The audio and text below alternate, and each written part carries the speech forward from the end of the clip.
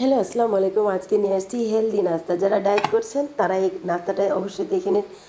অনেক উপকারে আসবে এবং হেলদি এবং টেস্টি অনেক।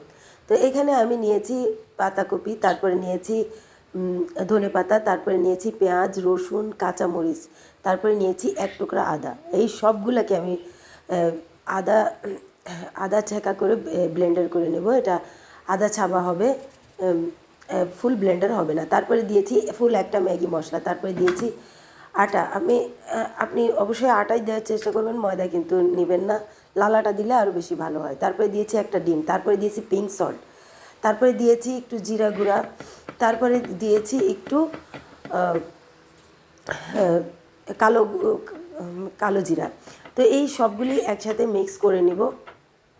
আমি এই কালো জিরাটা মিক্স করে নিচ্ছি। কালো জিরা আর সব কিছু এই মিশ্রণটা একদম মিক্স করে নেব। একদম স্মুথ একটা ব্যাটার যতক্ষণ না হবে আমি এটাকে স্মুথ ব্যাটারটা আমি যতক্ষণ না হবে ততক্ষণ আমি ব্যাটারটা নাড়তে থাকবো। তারপরে লাস্টে দেবো একটু অলিভ অয়েল।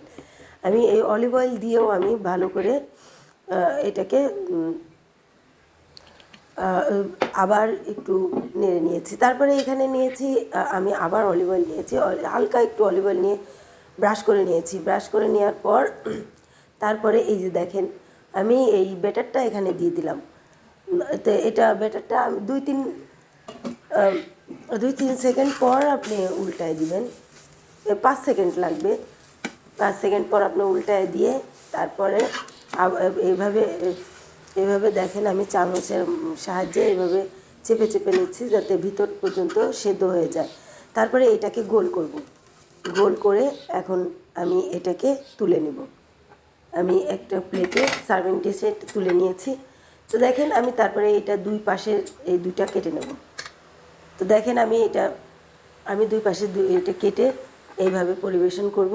এটা একদম সফট। আপনি যে বয়স্ক লোকেরা বাসায় যখন আপনি আসবে তখনও আপনি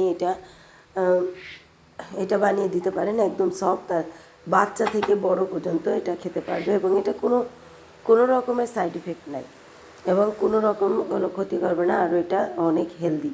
তো এখানে আমি দিয়ে দিলাম হোয়াইট সস।